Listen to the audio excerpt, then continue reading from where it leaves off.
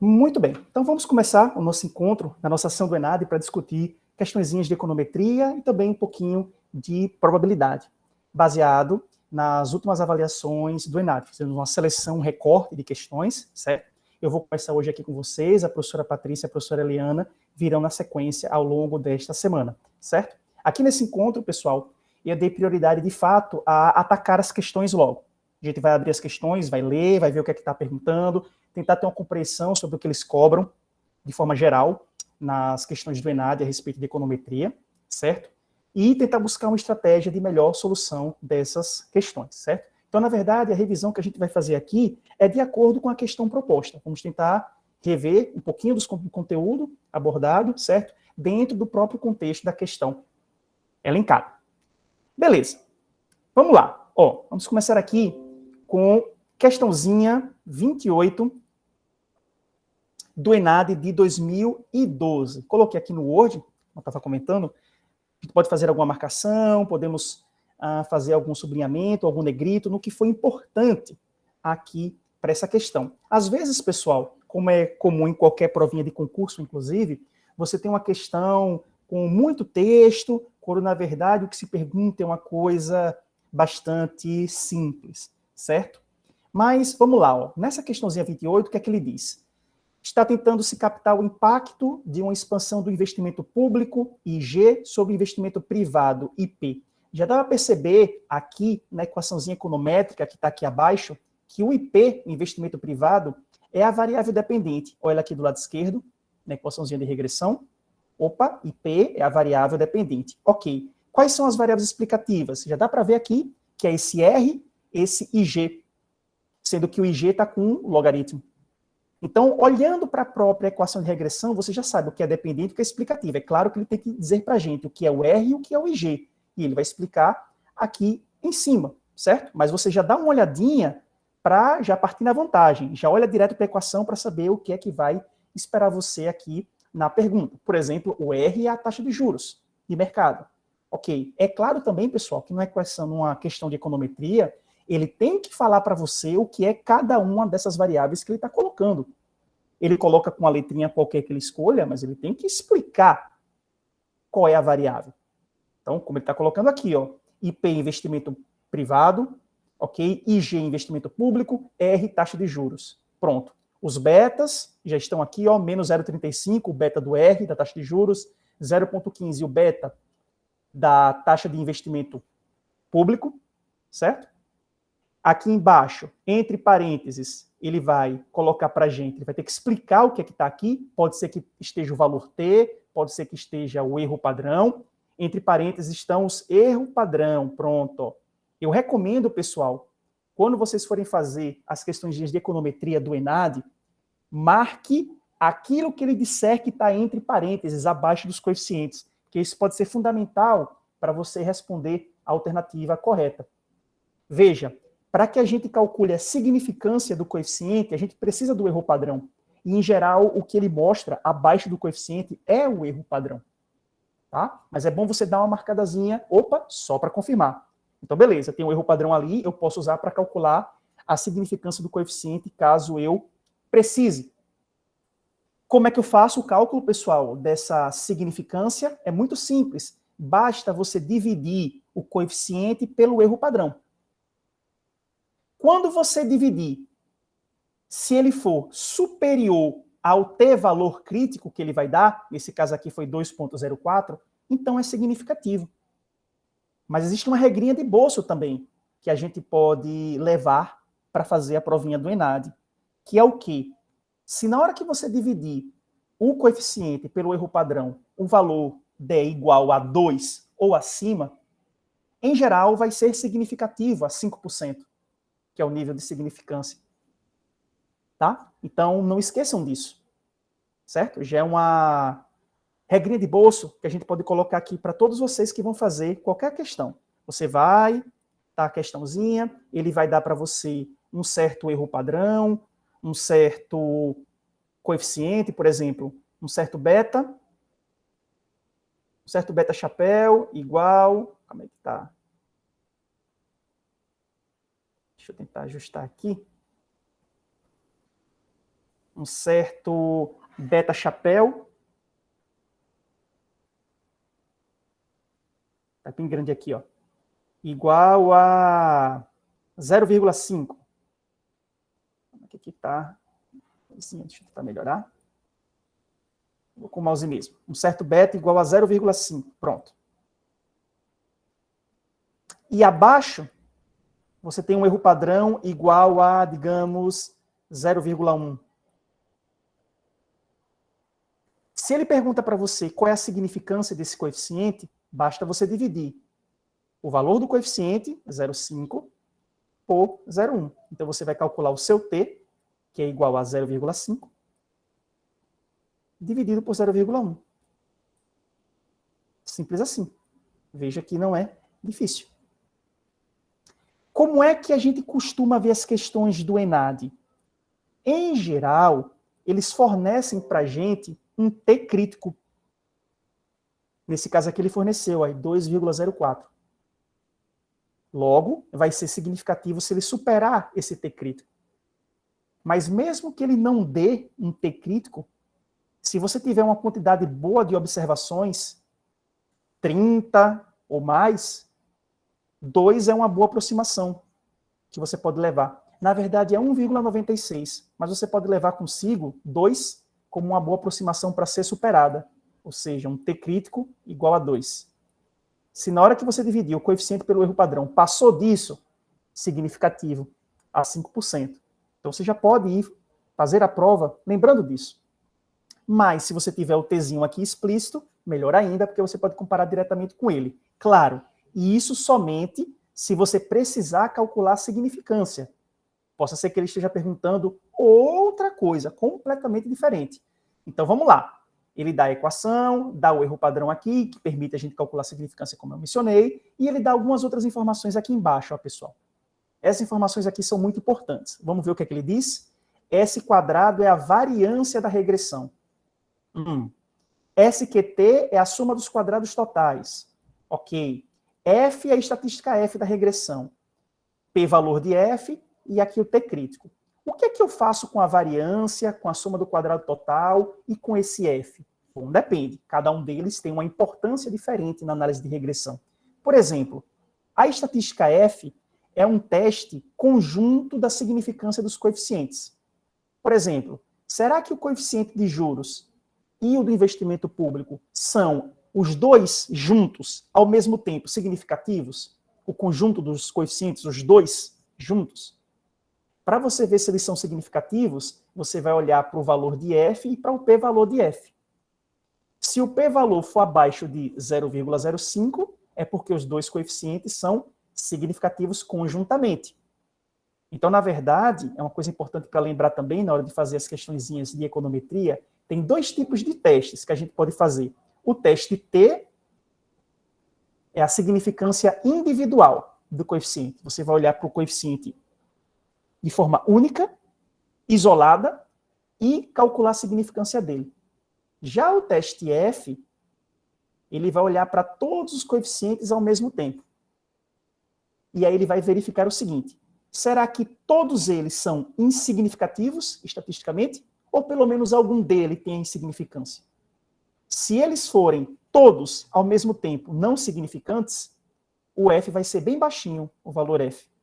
Esse valor aqui vai ser bem pequenininho. Porém, se algum coeficiente for significativo, o valor de F começa a aumentar. Mas você não precisa olhar para o valor de F e saber se é significativo ou não esse F. Basta você olhar o P-valor. E aí é a regrinha de bolso para qualquer teste de hipótese, tá, pessoal? Também é bom ir para a provinha do ENAD lembrando disso. Se o P-valor, o Pzinho, for menor ou igual a 0,05, então você rejeita a hipótese nula e o coeficiente é significativo. Ou o teste F é significativo. O P-valor, pessoal, ele pode ser dado para qualquer teste estatístico que ele queira colocar na questão. Veja que aqui tem um P-valor do teste F, ó, não do teste T. Possa ser que a questão que você faça tenha o P-valor do teste T. Mas a lógica é a mesma. Se o p-valor for bem baixinho, abaixo de 0,05, significa que o T superou o T crítico. Então, o coeficiente é significativo. No caso do p-valor, como ele é bem pequenininho, significa que o teste F é acima do crítico. Significa que existe algum coeficiente significativo aqui no meio deles dois. Beleza. Então, perceba que cada uma dessas informações aqui são úteis para a gente de alguma forma. Só que, veja bem, para a gente ser ágil nas questõezinhas do ENAD, vá direto para as alternativas e veja o que ele está pedindo.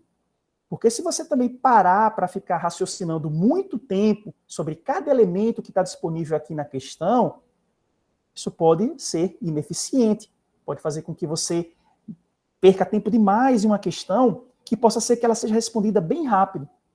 Então, muito bem, a gente já sabe os componentes que estão aqui. Mas o que é que ele está perguntando exatamente? Vamos lá, ó. A interpretação da equação permite concluir que... Beleza, então vamos ver as alternativas e ver o que ele pede. Letra A. 45% das variações do investimento privado são com base na amostra explicadas pelo modelo. Investimento privado é a variável dependente, é o IP. Ele está perguntando, 45% das variações são explicadas. O que quer dizer 45% é explicado? Olha só a perguntinha. 45% da variação é explicado? Peraí, mas o que isso quer dizer? Na regressão, pessoal, variação explicada é dada por uma estatística bem conhecida, que é o R quadrado. Estão lembrados do R quadrado? O R quadrado é o que mede o quanto da variação da variável dependente o seu modelo completo está explicando. Ele está dizendo que 45% da variação de IP, que é a variável dependente, são explicadas pelo modelo. Mas cadê o R quadrado aqui, ó? Percebe? Cadê o R quadrado? Eu tenho aqui a variância, eu tenho a soma do quadrado total, eu tenho o F. Perceba que ele não deu o R quadrado. Então, isso é o que foi inteligente nessa questão, digamos assim. Ele está perguntando na letra A basicamente o seguinte, ó, o R quadrado é 0,45 ou 45%. Será que é verdade ou será que é falso? Tá? Então lembre disso, se você for fazer uma questãozinha do ENAD de econometria e ele perguntar tantos por cento da variação da variável dependente é devida ao modelo, ele quer saber o R quadrado, é o que está aqui justamente nessa letra A. Mas você vem para cá e vê que não tem R quadrado em canto nenhum. Então como responder essa questão? Simples, basta a gente lembrar do conceito de R quadrado. Como é que eu calculo o R quadrado de uma regressão? O R quadrado é calculado da seguinte forma. 1 menos soma dos quadrados dos resíduos dividido pela soma dos quadrados totais. Essa é a formulazinha do R quadrado. E aí, pessoal, sugiro que vocês gravem a formulazinha para ir responder as questões do ENAD. Porque veja que ele não deu R quadrado para a gente nessa questão. Ele meio que exigiu que você lembrasse da fórmula 1 menos soma dos quadrados dos resíduos dividido pelo soma dos quadrados totais, SQT. Quando você olha para essa questão, você vê que o SQT está aqui, ó, 1.100. Então você tem um SQT. Mas cadê o SQR? Se ele tivesse dado o SQR, seria fácil, né? Porque você pegaria e colocaria nessa fórmula. Bastaria você lembrar dela. Dividiria SQR por SQT, 1 menos isso, pronto. Você teria o R quadrado e você poderia ver se o R quadrado deu 45% ou não. Mas ele também, de forma proposital, não deu o SQR. Olha só como a questão foi espertinha. Note, pessoal, que essa letra A é bem suspeita, porque ele está perguntando uma coisa aqui que claramente ele não deu de graça na questão. Parece que essa letra A, como eu falei, é muito suspeita de ser uma questão verdadeira, devido ao grau de exigência que ele está passando para ela. Quando você lê as outras aqui, você vai perceber que basicamente quase tudo aqui eu consigo responder com o que está na minha cara, mas essa não. Então, aqui a gente já está conseguindo rever dois conceitos. Primeiro, R quadrado, 1 menos SQR sobre SQT. Ok, mas eu não tenho SQR. Tudo bem, não tem. Mas aí a gente vai agora lembrar de outro detalhe importante, que é o quê? Está vendo esse S quadrado, que é a variância da regressão? Muito bem. Pessoal, também para não esquecer, como é que eu calculo a variância de uma regressão? Da seguinte forma, ó. A variância, que aqui ele está chamando de S quadrado, né? O S quadrado é igual ao SQR, o SQR, dividido pelo total de observações N, menos o número de parâmetros do modelo, K. Vamos relembrar o que é N menos K? Como eu falei, N número de observações. Ele dá o número de observações aqui? Dá, ó, 33. Então, N é 33. E quanto é K? É o número de betas do seu modelo, de parâmetros. Quantos betas eu tenho? Beta 1, beta 2, beta 3. 3 betas. Então, aqui é 33 menos 3 no denominador. Eu tenho um valor de S quadrado? Tenho um valor de S quadrado. Olha aqui, ó. 16,5. 16,5. Então, agora eu consigo juntar todas essas informações e vou conseguir calcular o SQR, ó, fazendo extremos e meios. Então, olha que interessante essa questão está sendo. Eu consigo agora pegar o SQR e ele vai ser igual a 16,5 vezes 30.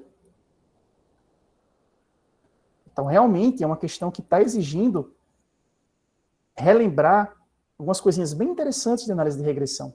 16,5 vezes 30. Pronto. Esse é o SQR.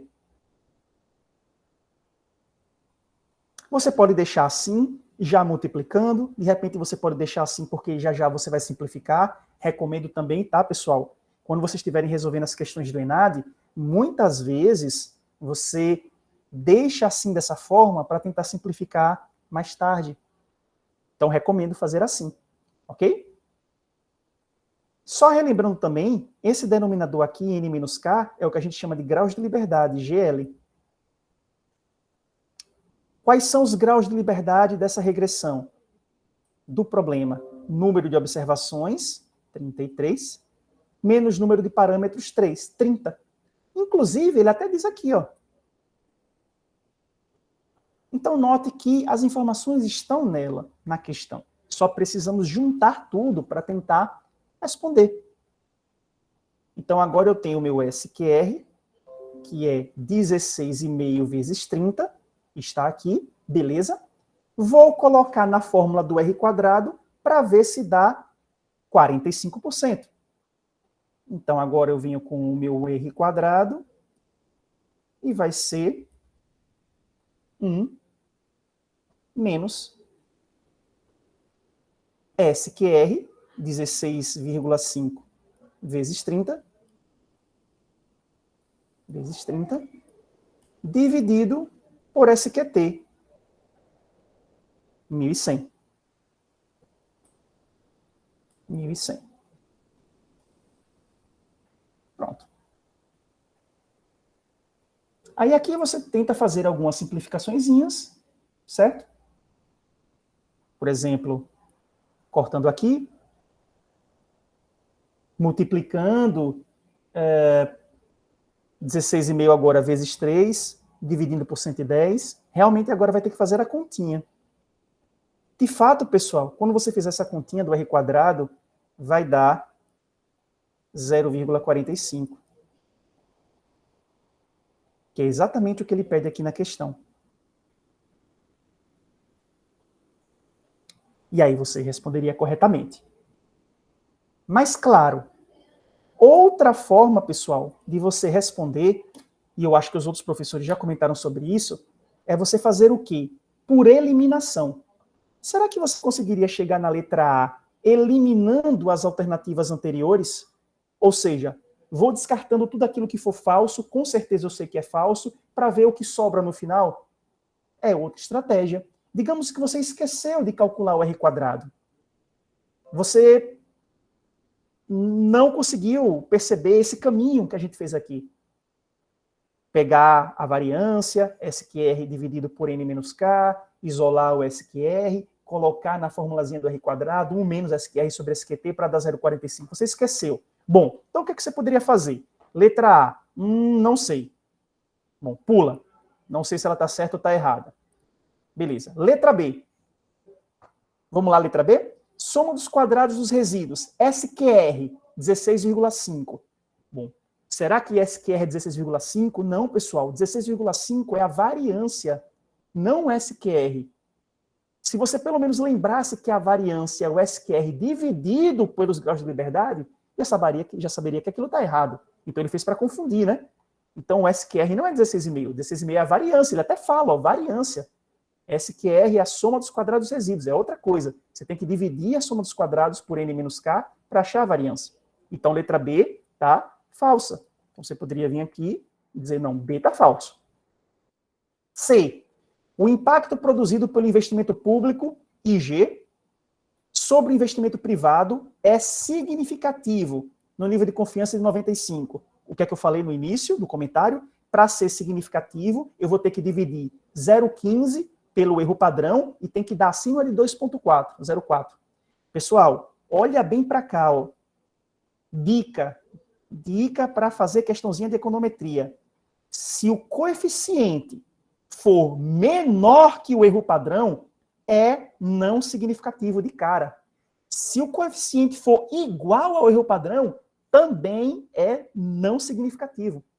Só vai ser significativo, pessoal, quando o coeficiente for bem maior que o erro padrão. Pelo menos 2 vezes ou mais, para ser significativo a 5% ou menos. Olha que 0,15 é muito menor que 0,25. Então não é significativa, é de cara, você não precisa nem pensar muito, já vai para o ENAD sabendo isso. Olha para o coeficiente, é menor que o erro padrão? Descarta, é não significante, na hora. Então você já vem aqui para o C, ó, e descarta o C. Ele está dizendo que é, mas não é, é falso, descartou o C. Letra D. O aumento de 1 ponto percentual na taxa de juros, que é o R, produz um aumento. Aumento? Peraí, mas o R é negativo, o coeficiente, ó. Como é que ele está dizendo que é um aumento, se o R aqui é negativo? Descarta. Só sobrou a E e a A. Então, essa estratégia, pessoal, de você ir descartando, também é muito interessante. Veja que você descartou a B, a C, a D, agora está na E. As variáveis taxa de juros, que é o R, e logaritmo do investimento público, que é o IG, em uma análise conjunta é teste F. Análise conjunta é teste F. Em uma análise conjunta, não são significativos ao nível de 1%. Pessoal, para ser significativo ao nível de 1%, basta que o p-valor de F esteja abaixo de 1%. Como eu mencionei aqui, ó, se o p-valor estiver abaixo de 5%, ele é significativo a 5%. Só que se ele estiver abaixo de 1%, 0,01, ele é significativo a 1%. Aí você vem aqui para a questão e vê que o p-valor está muito pequenininho, aí, bem abaixo de 1%. 1% em decimal, né? 0,01. Então é claro que é significativo. Descartou a E, só pode ser a A. Então veja como a gente fez uma certa volta, eliminando alternativas para chegar na verdadeira. E aí é com você. Qual estratégia que você acha melhor? Se você está com dúvida em uma certa alternativa, pessoal, pula ela, vai para as outras e tenta ver se você consegue descartar as outras. Juntando agora as dicas que a gente está comentando aqui. Divida o coeficiente pelo erro padrão, que vai estar logo abaixo dele, sempre que você quiser saber a significância. Em geral, essa divisão tem que dar aproximadamente 2 ou mais, para ser significativa a 5%. ou a questão vai fornecer um t-valor, e tem que ser maior que o valor t, que ali era 2,04, por exemplo. Então, veja o sinal do coeficiente, né, pessoal? Se o sinal é negativo, é porque o efeito é negativo, e não positivo, como ele colocou ali. Que coisa nada a ver. Certo? Se ele estiver perguntando se o coeficiente ou o teste é significativo a 1%, e ele te der o valor P, basta que o valor P esteja abaixo de 0,01, como está aqui. Então, veja que não é bicho de 7 cabeças, dá para a gente responder. E a questão, obviamente, vai fornecer aquilo que é necessário. Tranquilo? Tudo bem aqui nessa primeira?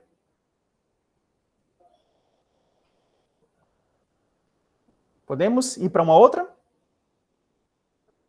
Vai ficar aqui gravadinho, certo? Depois assiste novamente, com calma, vê todos esses pontos. Eu vou pedir para enviar para o e-mail de vocês. Na verdade, eu vou enviar para o e-mail de toda a lista esse material aqui, tá?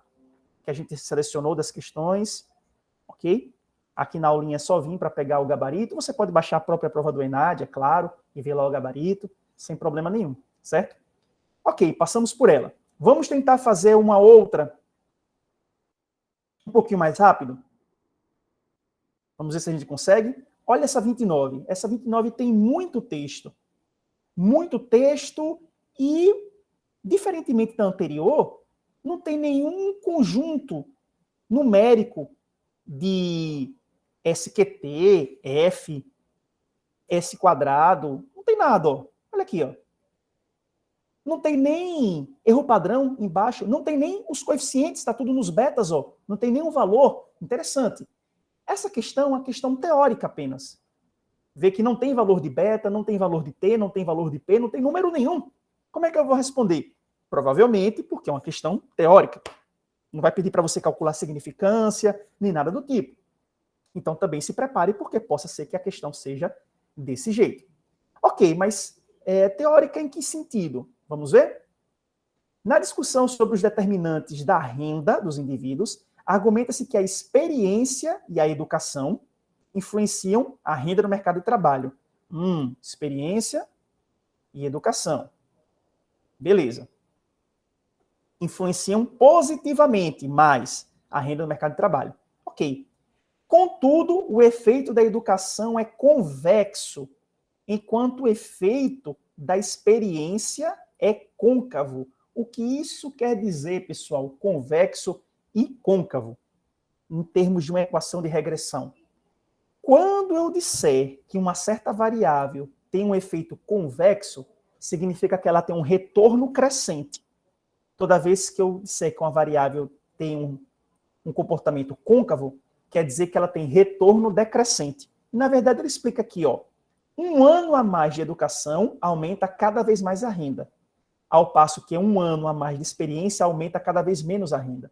Quanto mais educação você tem, espera-se que maior seja a sua renda, cada vez mais.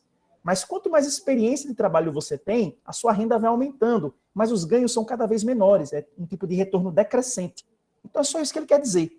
Educação tem retorno crescente, experiência tem retorno decrescente. Retorno crescente convexo, retorno decrescente côncavo, se forem positivos. Beleza. Aí ele faz toda uma historinha aqui. Além disso, os indivíduos com o mesmo nível de educação e escolaridade podem ter níveis de renda diferentes no mercado de trabalho, devido a segmentação ou discriminação. Segmentação inclui-se formalidade, setor, sindicalização. Discriminação, gênero, etnia, blá, blá, blá. É tipicamente uma equação de mercado de trabalho, pessoal, onde você tem o salário do lado esquerdo, em Y, no caso aqui o logaritmo do salário, e as variáveis explicativas do lado direito. Pessoal, uma dica, tá? O ENAD gosta muito de equação de mercado de trabalho, gosta bastante. Tem várias provas que já caíram no mercado de trabalho, equação econométrica de mercado de trabalho. Então já vai esperando. Se for equação de mercado de trabalho, o que é que eu tenho? Do lado esquerdo, salário, em Y. E do lado direito, as variáveis que explicam o salário. Nesse caso aqui, educação, experiência e outras variáveis, como gênero, etnia e por aí vai. Explicitamente, ele colocou educação e experiência aqui, ó, explícita na equação. Provavelmente ele vai perguntar alguma coisa da educação e da experiência. E aí, pessoal, para matar a charada, é o seguinte, ó. Toda vez que você disser que uma variável tem efeito convexo ou retornos decrescentes, tá? Pode ser que isso apareça na prova de agora, desse ano. Retornos crescentes. É a mesma coisa, tá? Para você testar isso numa regressão, o que é que você tem que fazer? Você vai ter que colocar a variável ao quadrado, como ele colocou aqui, ó. Educação e educação ao quadrado. Para fazer o teste, tá? De retornos crescentes. Da mesma forma, se você quiser testar se a relação é côncava, também você vai ter que colocar a variável assim côncavo. Se você quiser testar retornos decrescentes, também você vai ter que colocar ao quadrado. Os dois, tanto convexo, que é crescente, quanto côncavo, que é decrescente. Os dois você vai ter que colocar as variáveis ao quadrado. E veja que foi justamente o que ele fez, ó. Ele colocou educação ao quadrado, e experiência ao quadrado. Mas ele quis fazer isso para testar a hipótese de que uma é côncava e a outra é convexa. No caso, educação convexa, experiência côncava. Ou, ao invés de côncavo e convexo, pode aparecer o seguinte na provinha de vocês. Ele pode falar que educação tem retornos crescentes. Experiência tem retornos decrescentes. É a mesma coisa. Mas você já vai sabendo que a única forma disso ser testado é se a variável que ele está se referindo aparecer duas vezes aqui no modelo. Uma vez com o expoente 1 e a outra vez com o expoente quadrado, como está aqui, ó. Educação ao quadrado, experiência ao quadrado. Pronto, simples assim. E ele explica, ln de y é o logaritmo da renda do trabalho, que é o salário, educação é a variável de anos de estudo, experiência, anos de experiência no mercado de trabalho, x são outras variáveis explicativas, outros controles, blá, blá, blá, um bocado de coisa. Vamos lá, as alternativas, que é o que interessa. Vamos lá. Entre os resultados, seria adequado o técnico que está estimando isso conjecturar. Conjecturar, ou seja, o que ele está querendo saber é o seguinte, qual é a hipótese mais razoável? Qual é a hipótese mais razoável para esse modelo? Veja que é teórico, tá? Conjectura, hipótese. Qual é a hipótese mais razoável? Não tem número, não tem resultado, é só a hipótese. Vamos ver quais são as hipóteses que ele elenca aqui. Letra A. Ele está dizendo que o beta 2 chapéu vai ser menor que o beta 4 chapéu. O beta 2 chapéu é o coeficiente, é o parâmetro da educação. O beta 4 chapéu é o coeficiente da experiência. Ele está dizendo que o coeficiente da educação é menor que o coeficiente da experiência. Mas por quê? De que base você está tirando que esse beta 2 é menor que esse beta 4? O fato da educação ter retorno crescente e da experiência ter retorno decrescente não te diz nada se o beta 2 é maior ou menor que o beta 4, por exemplo. É outra coisa que isso diz. Então, na verdade, essa letra A não faz sentido. Você não pode inferir que esse betazinho aqui vai ser menor que esse betazinho aqui. Com base em quê? Ah, não, porque a educação tem um impacto maior no salário do que a experiência no mercado de trabalho. Sim, mas será mesmo? Será que isso vai ser traduzido nesse beta da variável com expoente 1? Não, você não tem como falar isso. Por isso que você pode descartar. E lembre que isso aqui é uma hipótese. É apenas uma hipótese do seu modelo. Qual é a hipótese mais adequada? Essa letra A não parece adequada porque não tem nenhuma base para você dizer que esse beta é necessariamente maior ou menor que esse beta. Agora, quando você vai para a letra B, é diferente. Olha o que ele diz na letra B.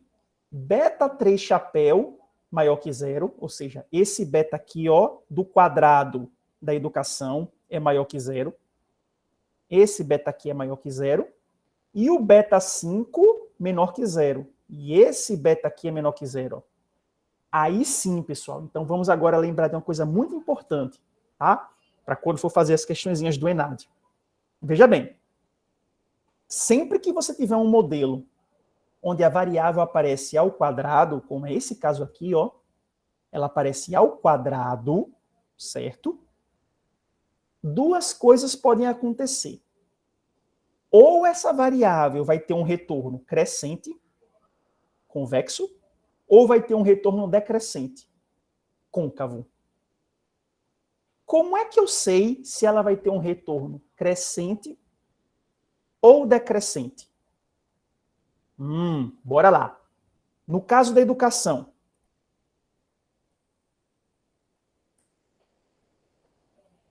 nós temos dois coeficientes, ó, o beta 2 e o beta 3. O beta 2 está associado à variável com expoente 1 e o beta 3 está associado à variável com expoente 2 ao quadrado.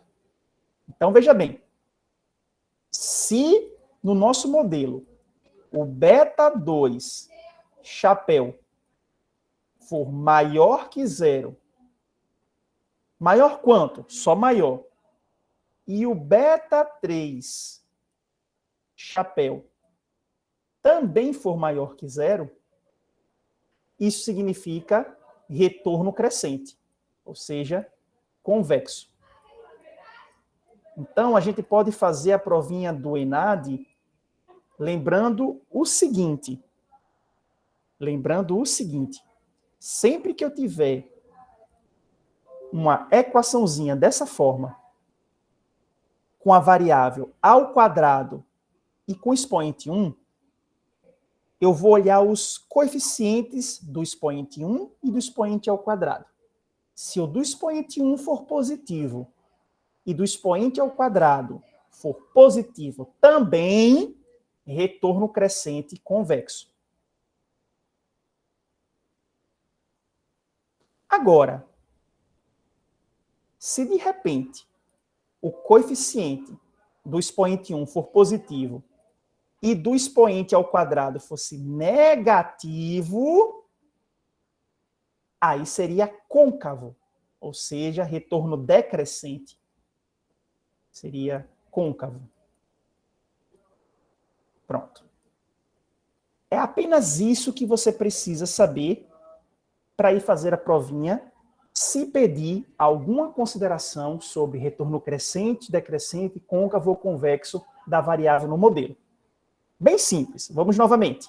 Se o coeficiente da variável com expoente 1, que é EDUC, for maior que zero, e o coeficiente da variável com expoente 2, da mesma, né, for maior que zero também, os dois positivos, então é retorno crescente. Se esse for positivo e esse for negativo, então é retorno decrescente. Só isso.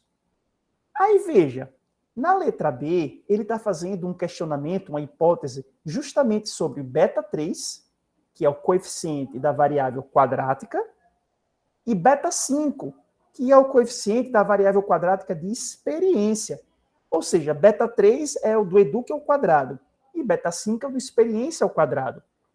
Ambos são as variáveis quadráticas. Aí você vem para cá, ó, para o início da questão, e você lembra do seguinte, ó, olha o que ele diz aqui, ó. Contudo, o efeito da educação é convexo, enquanto da experiência é côncavo. Então, ele está afirmando que a educação tem efeito convexo. E ele está afirmando que a experiência tem efeito côncavo.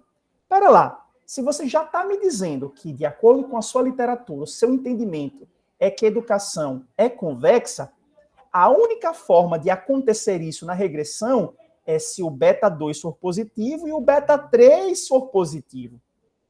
E se você está me dizendo que a experiência é côncava, a única forma disso acontecer na regressão é se o beta 4 for positivo e o beta 5 for negativo. Como está aqui, ó. Beta da variável de expoente 1, positivo, beta da variável de expoente 2, negativo. Isso teria que acontecer na experiência para que ela seja côncava.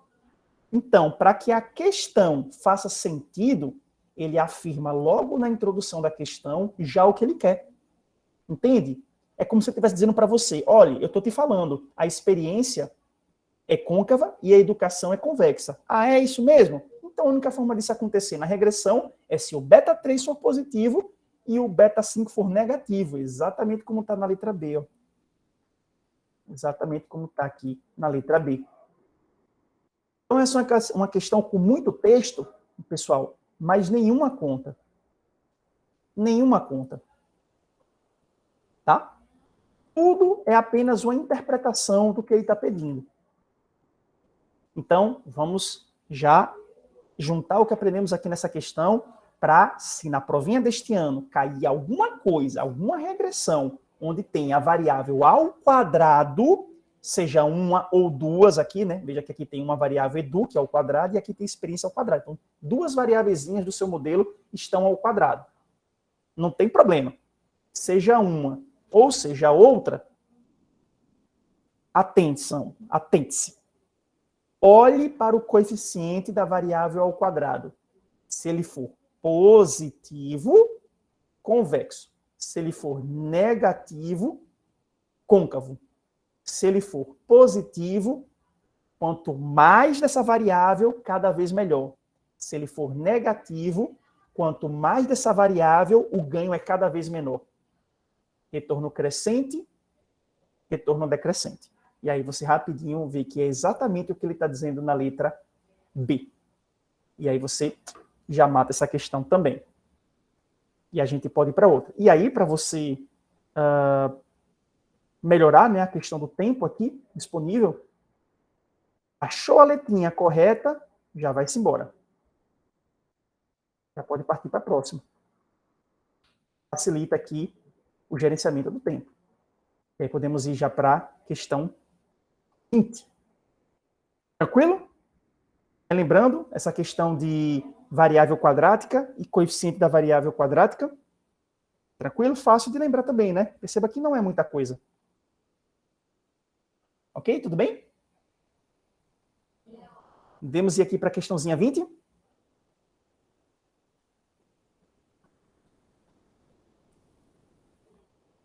De boas? Beleza. Questão 20. Vamos lá, ó. Dá uma olhadinha na questão antes. Já tem os numerozinhos aqui, os coeficientes, e pelo visto, eu vou ter que fazer alguma coisa com esses coeficientes aqui. Perceba que já tem, né? Eles aqui disponíveis. Olhe aqui, novamente, os parênteses aparecendo. Erro padrão. Olhe que aqui tem um R quadrado explícito, ó. R quadrado explícito. Ok. Vamos ver o que a questão nos diz. Olhe que as questões de econometria, pessoal, costumam ter um textinho sempre aqui anterior para fundamentar melhor a questão. Tá bom? Então vamos lá, ó. Questão 20. A utilização de dados em painel para análise de políticas públicas tornou-se bastante comum recentemente, dada a disponibilidade de informações para anos consecutivos de variáveis de interesse. Mesmo que a análise tenha apenas 2 períodos, ó, 2 períodos apenas, ok.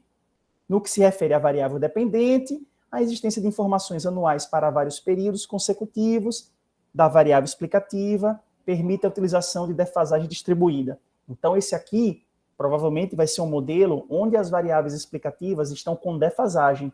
Defasagem de 1 período, defasagem de 2 períodos. Ok. Para análise de ocorrência de crimes e da influência das prisões, foi utilizado um estudo na Noruega com dados para 53 distritos, então a amostra é de tamanho 53, tá? Onde foi medida a taxa de crimes, variável dependente, ó, taxa de crime, para o ano 72 e 78. Então, veja aqui, pessoal, que tem apenas 2 anos, tá? Nesse painel. O ano de 72, o ano de 78. Tá claro na questão. Tem apenas 2 anos aqui na sua amostra. Beleza. Quem é a variável dependente? Taxa de crimes. Tá aqui, ó, log crime. Beleza. Variável dependente. Já marca. Quem é a variável explicativa? Porcentagem dos crimes que resultaram em prisão. PCP. Essa variável explicativa é basicamente, pessoal, uma variável que mede o nível de prisão do país, né? Nível de encarceramento. Porcentagem dos crimes que resultou em prisão é uma espécie de encarceramento que você está medindo. Esse modelo nada mais é do que o crime, do lado esquerdo, sendo impactado pelo nível de encarceramento do lado direito. Será que quanto maior o percentual de prisão, menor o nível de crime no país? Nesses distritos que ele está medindo? Será que quanto maior o nível de prisão, isso desestimula a atividade criminal? É isso que ele está medindo, a relação entre crime e nível de prisão, de encarceramento. Bem simples o modelo. Só que note que esse modelo de painel tem apenas 2 anos na amostra, o ano de 72 e o ano de 78. Aí quando você olha para cá para o modelo, tá ele aqui, ó, você vê que ele colocou aqui uma dummy do ano de 78. Tá vendo aqui D78? O que é esse D78? É uma dummy com o valor 1 para o ano de 78. Então isso significa dizer que no seu modelo, além da porcentagem de prisão, PCP, note que o PCP está com defasagem, ó, PCP T-1, PCP T-2. Esse é um modelo em que o crime é explicado pelo nível de prisão no ano anterior e 2 anos antes. Então, o crime hoje, por exemplo, em 78, no ano de 78, ele é explicado pelo percentual de prisão no ano anterior, que no caso aqui é 72, e um outro ano antes. Note que interessante, pessoal, nesse modelo. Note que a variável dependente você só tem de 72 e 78, mas as variáveis explicativas você pode ter antes disso, antes de 72, por exemplo. É possível? Sim. Tanto é que é o que ele coloca aqui. Ele está colocando 2 defasagens. Significa dizer que as variáveis explicativas estão vindo para antes de 72. É só uma observação. Pode ser útil ou não na questão. Mas o que chama mais atenção aqui no primeiro momento é que ele colocou uma variável dummy para o ano de 78. Ó.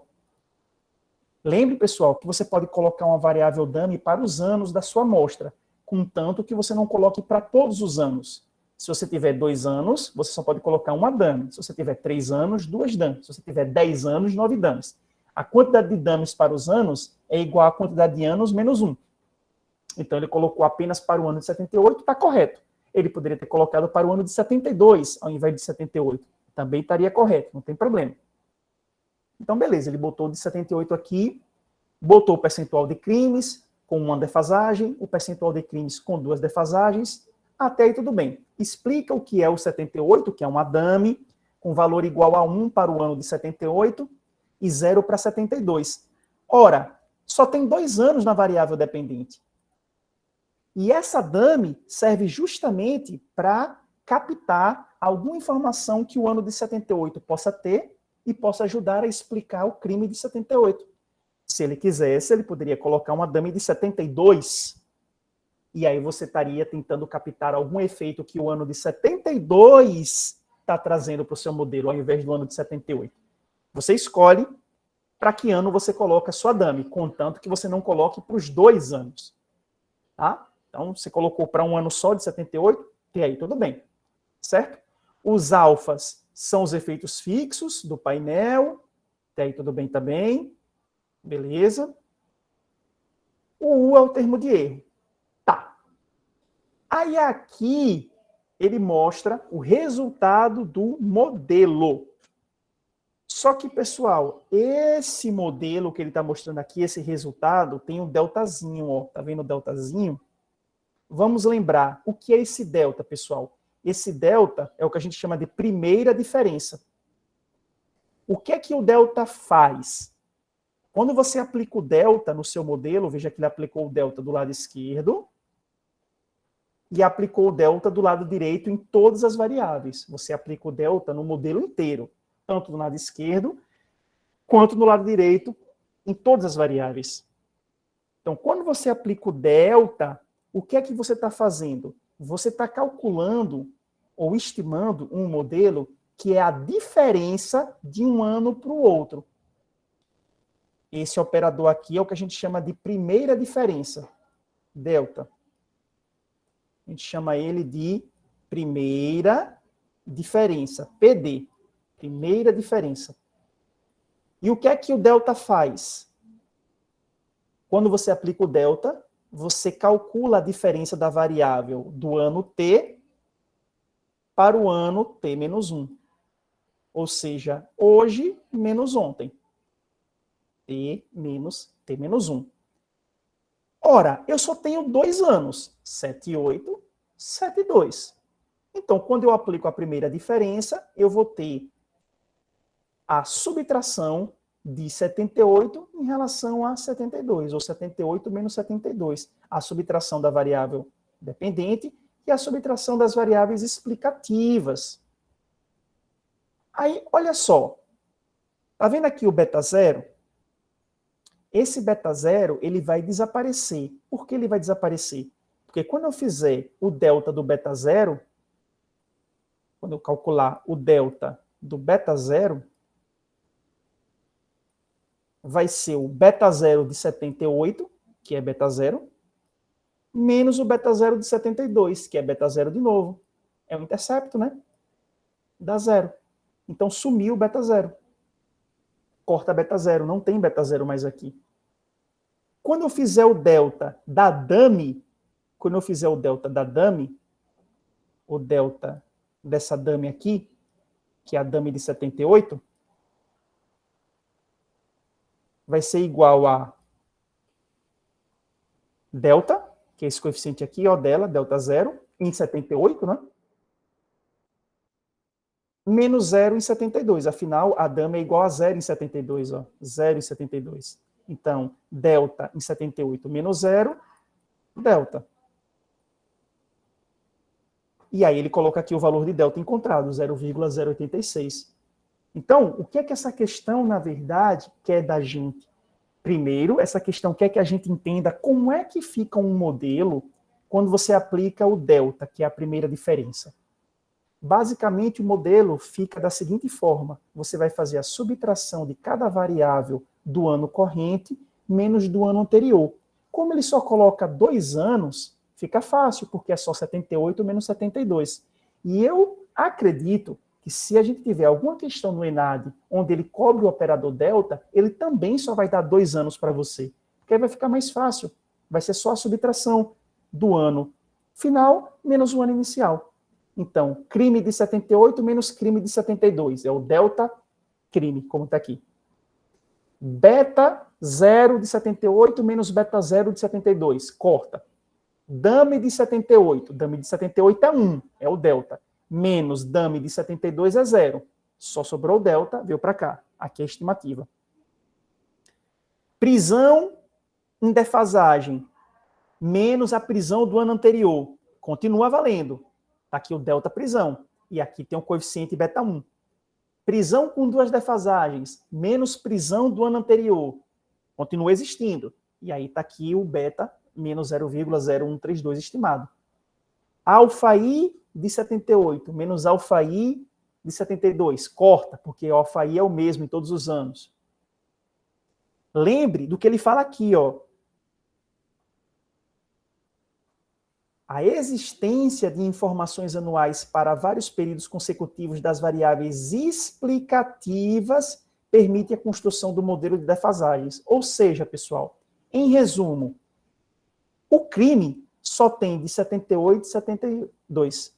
Mas a taxa de prisão, ele não diz desde quando tem. Muito provavelmente ele tem esse PCP desde antes de 72. Por isso que ele consegue colocar 2 defasagens. Ele consegue colocar não só 72, como antes, talvez 70, talvez 69, 68, não se sabe, mas ele coloca 2 defasagens. E ele não fala de forma proposital, só para que você já fique ligado que, se você tiver informação de Y durante um certo período, e tiver informação de X durante períodos diferentes, mas anteriores, você ainda pode rodar sua regressão. Você pode colocar o X com defasagem, mostrando que algum X que venha em um período anterior ao Y pode influenciar o Y. Você pode falar, por exemplo, que a taxa de prisão do ano passado influenciou o crime deste ano no Brasil. Não tem problema.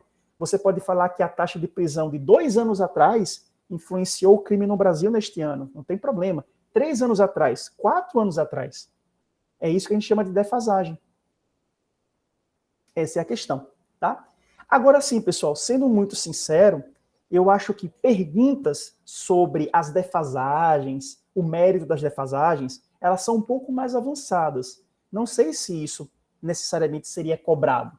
Quer ver? Vamos ver o que é que as alternativas pedem de verdade? Será que as alternativas de A até E perguntam sobre essa questão das defasagens, do delta, de alguma coisa que você tem que fazer com esses números? Vamos ver as alternativas. Ele explica aqui, ó, em parênteses, olha bem, ó, em parênteses, temos as estatísticas T, calculadas para cada um dos coeficientes. Então, olha que interessante, pessoal. Em parênteses não está o erro padrão. Em parênteses está a estatística T. Então, olha duas coisas que aconteceu já nessas provinhas da ENADE. Por isso que você tem que ir com calma marcando, certo? Quando você vira um parênteses embaixo de um coeficiente com algum número aqui, vou colocar, por exemplo, 1,5. Podem ser duas coisas. Isso pode ser o erro padrão, vou chamar de EP, ou pode ser o valor de T do coeficiente. Professor, o que eu faço se for o erro padrão? Se for o erro padrão, você vai dividir o coeficiente, vou dizer que é alfa o coeficiente, ó. Você vai pegar o coeficiente alfa, dividido por 1,5, para encontrar justamente o T. E como eu falei, se esse T for aproximadamente igual a 2 ou maior, vai ser significativo. Mas possa ser que a questão facilite sua vida e ao invés de dar o erro padrão, lhe forneça logo o T já calculado. Justamente o que ele fez aqui, ó. 1,34 é o valor T da DAME. 0,85 é o valor T das prisões primeira defasagem. E 2,54 é o valor T das prisões segunda defasagem. E ele diz aqui o T crítico, ó, a 5%, 2, como eu já tinha mencionado. Vá fazer a prova com esse 2 na cabeça. Muito provavelmente é isso que eles vão cobrar. O T crítico a 5% é 2. Se o T for maior que 2, é significativo. Olha aí novamente uma outra questão de um outro ano, seguindo o mesmo procedimento. Então dá uma notada disso, porque com isso você provavelmente vai responder a questãozinha de econometria. Vamos ver o que é que ele pergunta agora? Letra A. O modelo explica 0,19% da variabilidade da variável dependente, conforme o coeficiente de determinação. Pessoal, o que é coeficiente de determinação? R quadrado, né? É outro nome para o R quadrado. Olhe novamente uma alternativa perguntando do R quadrado. 0,19% da variabilidade, ó. Variabilidade da variável dependente. Pessoal, sempre que ele perguntar variabilidade da variável dependente, é o R quadrado. Quantos por cento da variância da variável dependente o modelo está explicando? O que é o coeficiente de determinação? É o R quadrado, é um sinônimo. Então, da mesma forma que na primeira questão, ele está perguntando de novo sobre o R quadrado aqui. De novo. Só que o que ele está perguntando? O R quadrado é 0,19%? Olha a pegadinha, pessoal. Na hora que você vê esse 0,19, você vem aqui para cima e encontra um 0,19. Mas, pessoal, isso aqui é 0,19%. Isso aqui é 19%. Isso aqui é uma proporção entre 0 e 1. Se você multiplicar por 100, dá 19,3% e não 0,19%. Perceberam a pegadinha aqui? Ele está dizendo, o R quadrado é 0,19. Você olha para cá rápido e acha que a letra A e já marca. Mas cuidado, 0,19%, pessoal, 0,19% é menos que 0,5%. É quase nada, né? O R quadrado aqui está dando 0,19 em decimal, em proporção, que quer dizer 19%. Se ele tivesse perguntado isso aqui, ó, aí beleza. Aí seria a letra A. Perceberam? Então, cuidado que isso aqui foi uma pegadinha bem feitinha para fazer a pessoa marcar logo a letra A. Beleza. Vamos em frente. Letra B. Questão 20, só para deixar claro aqui. Letra B.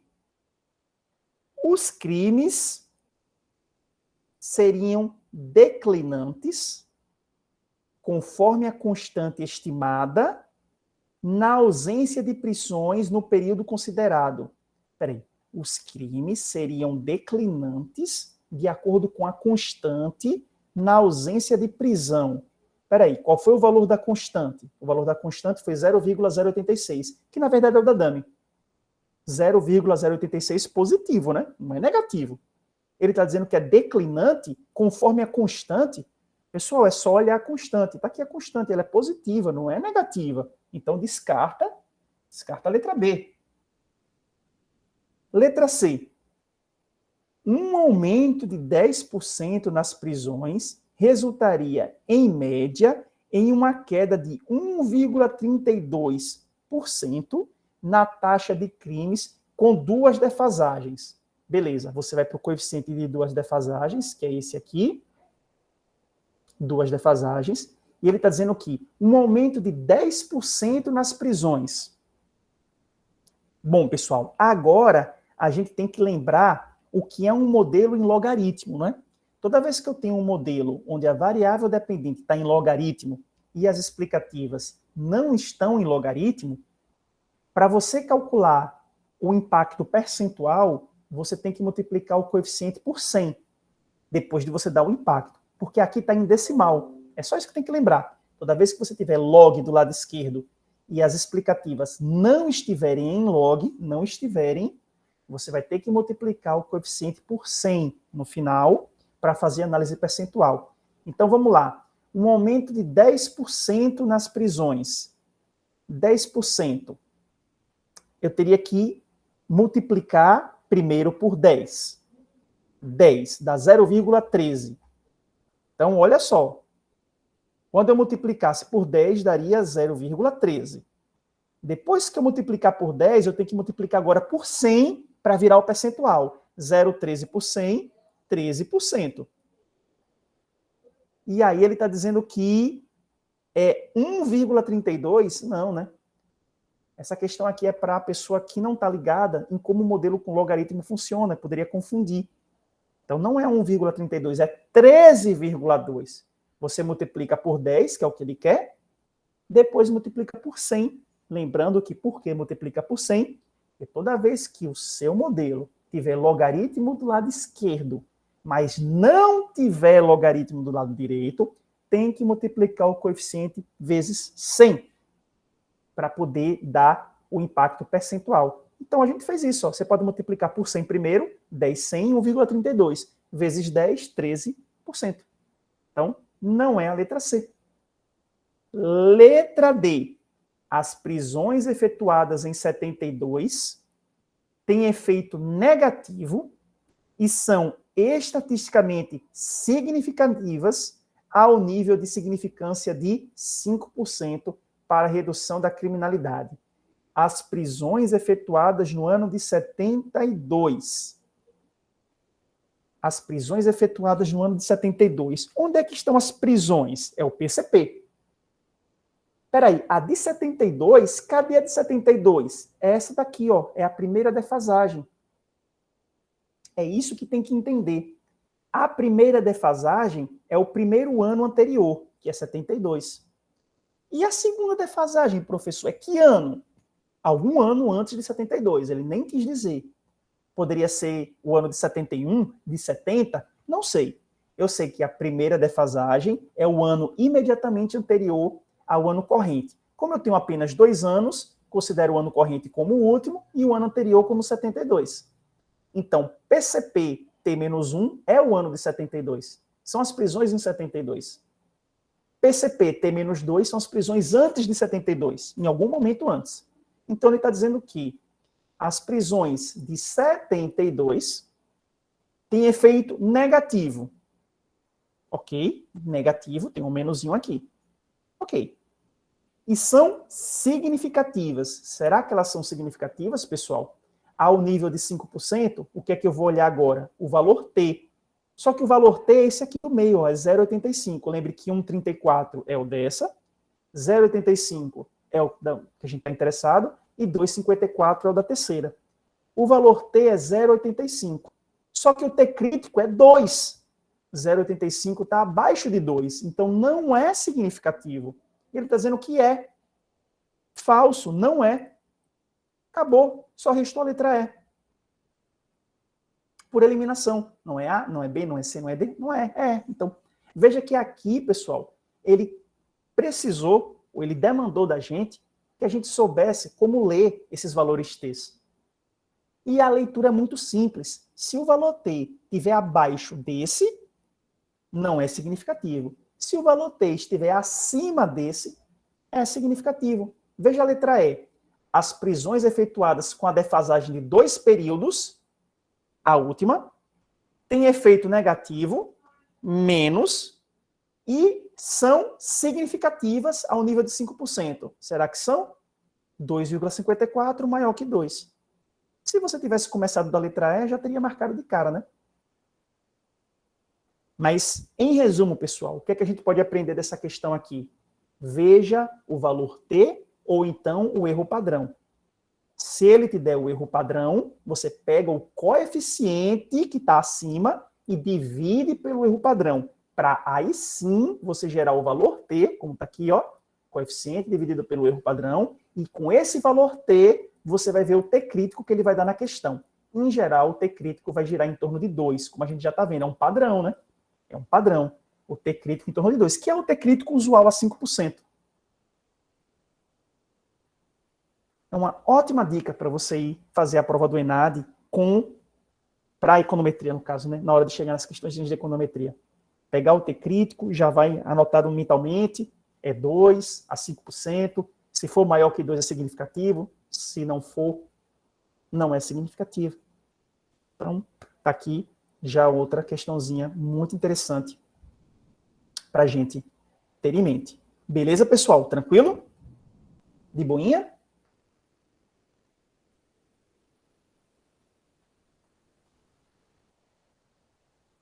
Beleza? Então, veja, novamente, nada de muito complicado.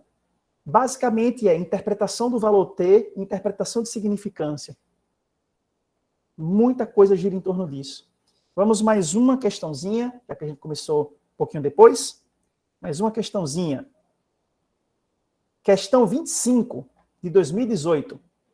Textinho é menor, dessa 25, beleza. Temos uma equaçãozinha de regressão, com um coeficientezinho de menos 0,5 a amostra aqui. Provavelmente a gente vai ter que fazer alguma continha.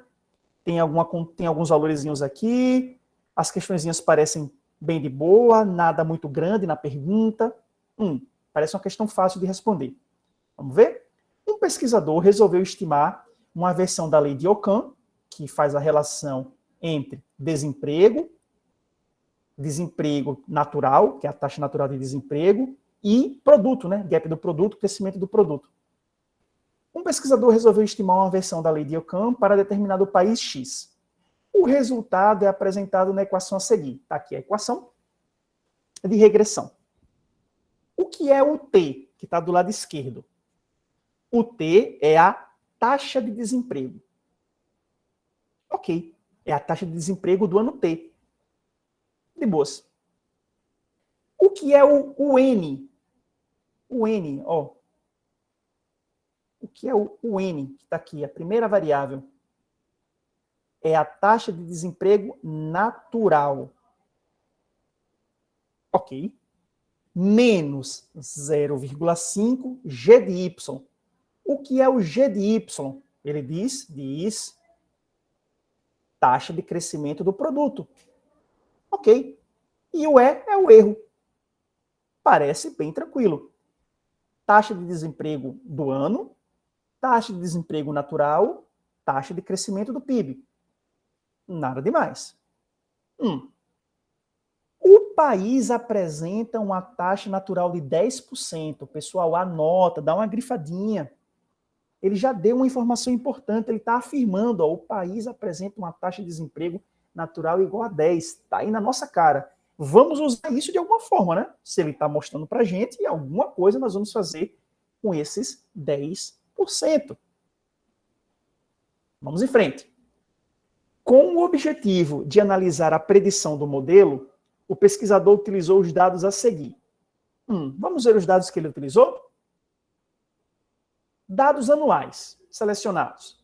Em 2013, houve um crescimento do PIB de 4% e o desemprego do ano foi de 6%. Em 2014, o PIB cresceu 8% e o desemprego caiu. Em 2015, o produto cresceu menos, 4%, e o desemprego voltou a subir para 7%. E aí vai. Veja que em 2016 o crescimento do PIB foi bem baixinho, né, 2%, e o desemprego aumentou para 10%. Bom, até aí tudo bem. Em uma coluna eu tenho o crescimento do PIB e a outra eu tenho o desemprego observado. O desemprego observado é o U de T. O PIB é o G de Y. Ok, parece que eu tenho tudo para responder alguma coisa relacionada a essa equação. Os dados estão aqui. Vamos ver o que é que ele pede? Letra A. Pessoal, veja como essa questão é simples de responder. Não tem nada demais. Olha só. Letra A. Para o ano de 2013, marca 2013. 2013. O modelo previu uma taxa de desemprego inferior à observada. Vamos relembrar. O que é a previsão do modelo, pessoal? A previsão do modelo nada mais é do que você vir para a equação no modelo e substituir os dados na equação. Agora, verdade seja dita aqui, né? A forma como ele construiu não é das melhores quando você fala em previsão. Ele poderia ter construído de uma outra forma, muito mais interessante. Mas usando essa que ele construiu, que ele colocou aqui, tudo bem. Como é que a gente vai responder a previsão? Basta você pegar e substituir as variáveis explicativas no modelo e ver qual é a previsão do seu U. Veja que o U de T é o U verdadeiro, mas o seu modelo vai gerar um U chapéu.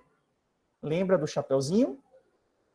Ele vai gerar um U chapéu de T. E como é que eu vou gerar o U chapéu? Eu vou pegar o UN,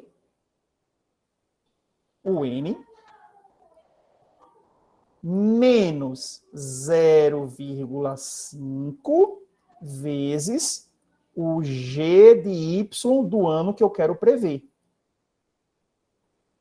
É assim que eu vou fazer a previsão. Eu vou pegar o UN do meu país, que é o desemprego natural do meu país, vou colocar aqui, ó, na formulazinha, o UN, menos meio vezes a taxa de crescimento do PIB do ano T. Ano T, ano T. Agora, o que é que ficou um pouco estranho nessa equação, pessoal? O resíduo. Ele não deveria ter colocado o modelo desse jeito para não confundir as pessoas, porque você não vai fazer nada com esse resíduo. O resíduo é a diferença do valor verdadeiro para o valor previsto. No valor previsto, você só vai substituir as variáveis explicativas. Você não vai lidar com esse resíduo não, tá? Esse é de T aqui, desconsidere. Afinal, pessoal, o resíduo é justamente a diferença da verdadeira taxa de desemprego do ano menos a sua taxa prevista, o chapéu. Então, o que essa questão simplesmente pede é uma pequena lembrança nossa de como prever usando o modelo de regressão. É muito simples. Basta você substituir o valor das variáveis explicativas usando os coeficientes estimados, que nesse caso aqui foi apenas o coeficiente de G de Y, que é menos 0,5.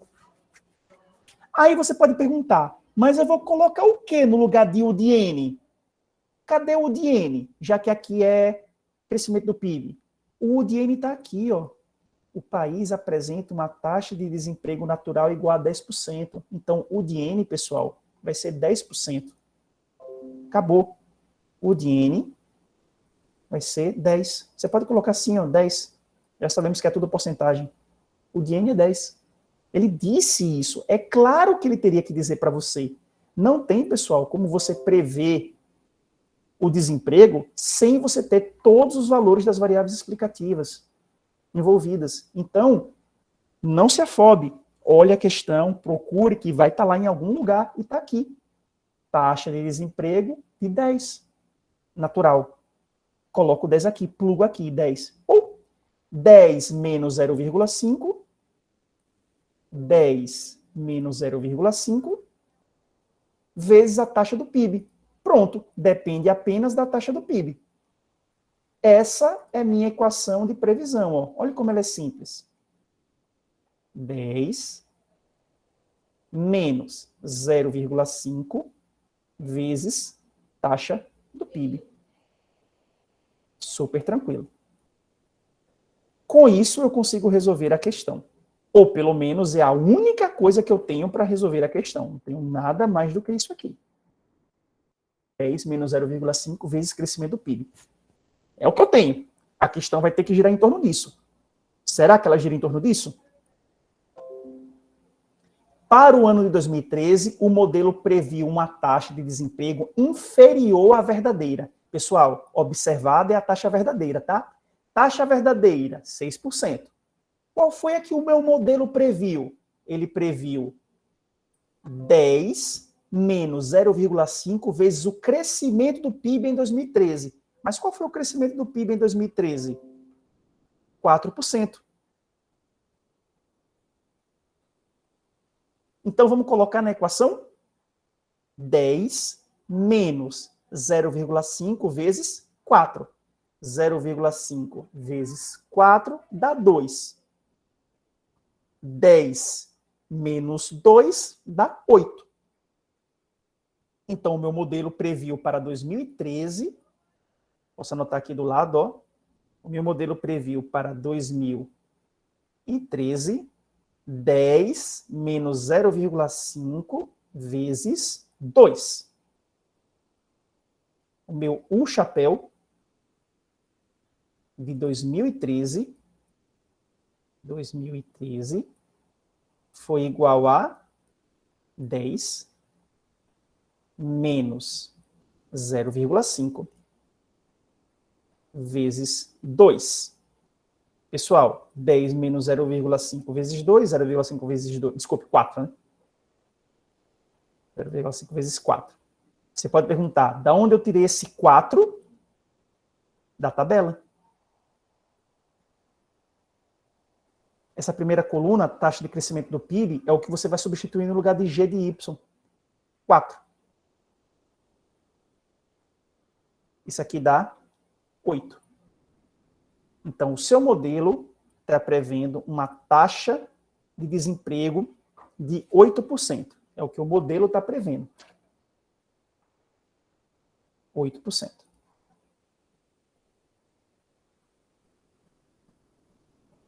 Previsão sua, do seu modelo, 8% de desemprego. Mas qual foi a verdadeira taxa, pessoal?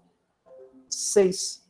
Então, o seu modelo previu uma taxa maior do que a taxa do modelo. O modelo previu uma taxa menor que a verdadeira. Não, ele previu uma taxa maior que a observada. Cortou letra A, não é letra A. Aqui e elimina. Letra B. Para o ano de 2014, a taxa de desemprego estimada, que é o chapéu, ou o do modelo estimado do modelo, foi igual à observada, a verdadeira. Será que em 2014 foi igual? 2014, taxa de crescimento do PIB, 8%. E o N? 10, sempre. Veja que ele não disse que a taxa natural muda. Então vai ser 10 menos 0,5 vezes 8.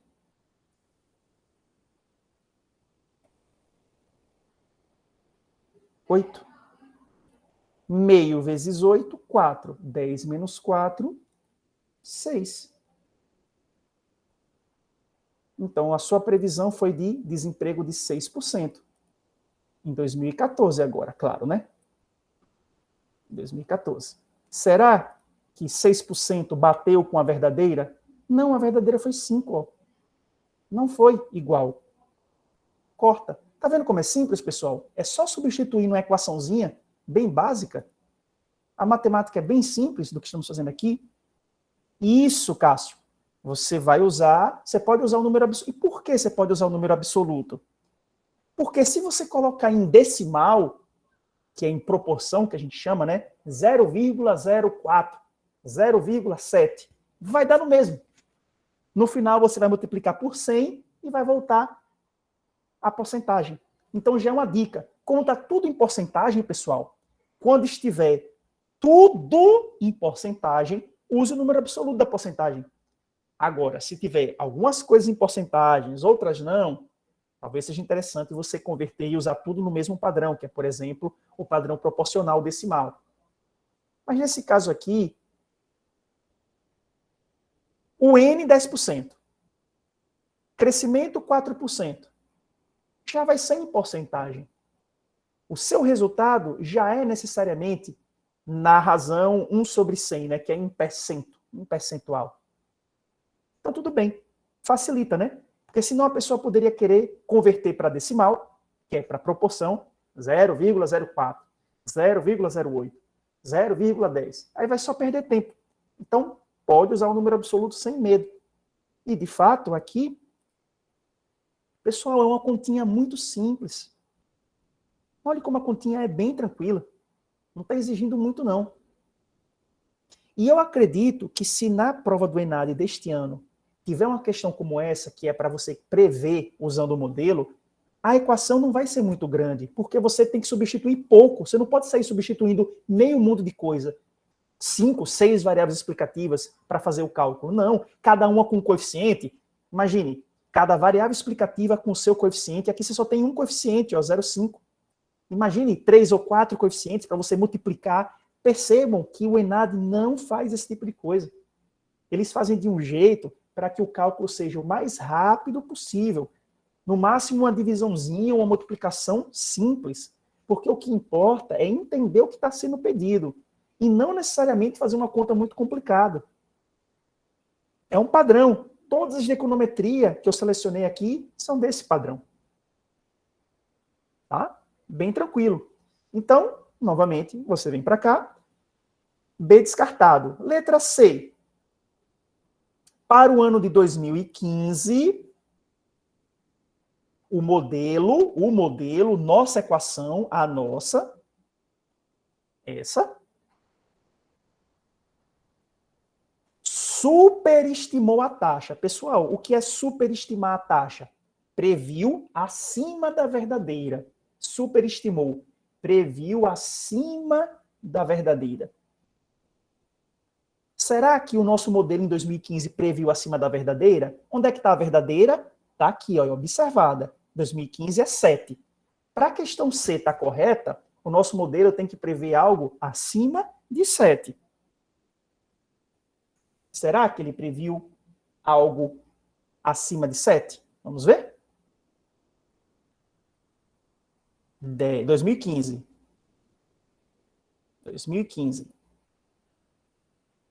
10 menos 0,5 vezes a taxa de crescimento do PIB em 2015. Que dá quanto? 4%. 4%.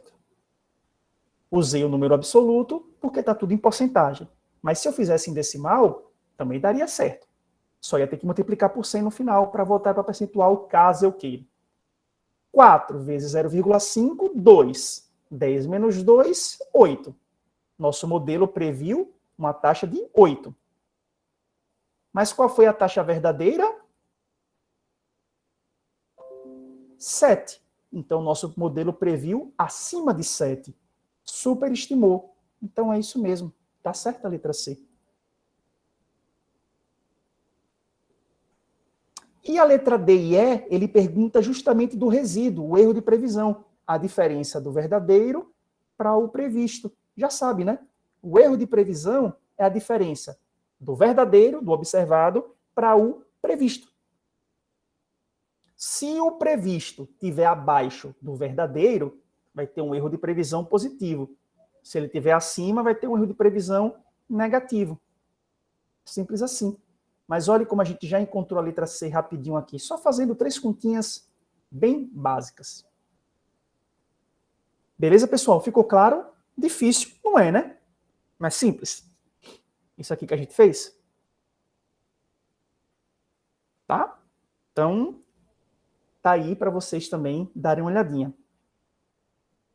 Tranquilo, essas questões que a gente trabalhou aqui?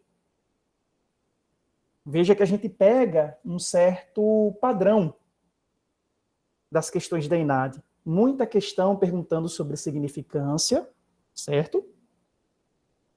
Quando você usa o cálculo para alguma coisa, são cálculos mais simples, rápidos de serem feitos.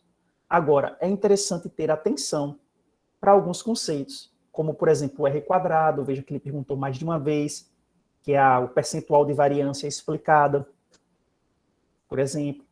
Saber o que é que tem dentro dos parênteses, quando ele mostra o modelo, se é o erro padrão ou é o valor T, pode ser uma coisa ou outra.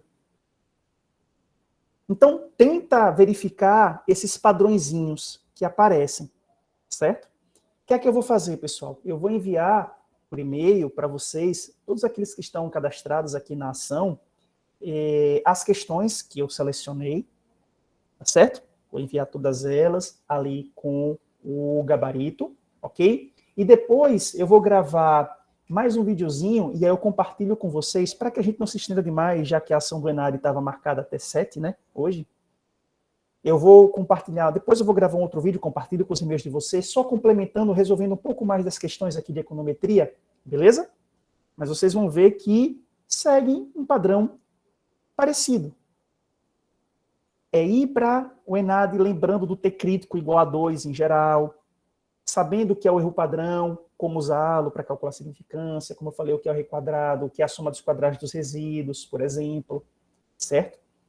Fazer continha devagarzinho, com calma, na hora que for pedido. Tentar fazer por eliminação as questões, ver aquelas que não fazem sentido e já vai eliminando. E, pessoal, sempre tentar resolver todas, tá? É muito importante tentar resolver todas as questões, não sair pulando, certo? Deixando tudo em branco. É muito importante ter um bom desempenho aí na hora da prova. Tá bom? Eu agradeço, então, aí a participação daqueles que puderam. A aula foi gravada, como vocês estão vendo, certo? A aulinha vai ser compartilhada em breve com vocês também, a de hoje. E como eu falei, eu me comprometo a gravar um outro vídeo só finalizando as questõezinhas que faltam. Mais umas 3 questõezinhas. Eu acho que cobre bem o tipo de pergunta que a gente geralmente tem no ENAD para econometria. Pode ter certeza, pessoal, é uma das, acredito, mais tranquilas de responder. Pelo que eu vi também comparando com outras provinhas e outros conteúdos, é uma das que tem, ao meu ver, menos problema. Bem direto, bem no ponto. Algumas outras questões de outras áreas temáticas, cabe às vezes alguma interpretação. Nessa daqui, não. Você sabe exatamente aquilo que está pedindo, tiro e queda. Beleza? Então ficamos por aqui, tá bom? Agradeço aí a participação. Lembrando que ao longo desta semana, amanhã até sexta-feira, teremos mais aulinhas de econometria e também de matemática, certo? E a gente espera também a participação de todos aqueles que puderem. Beleza? Deixa eu finalizando aqui a gravação. Cássio, não? Com certeza.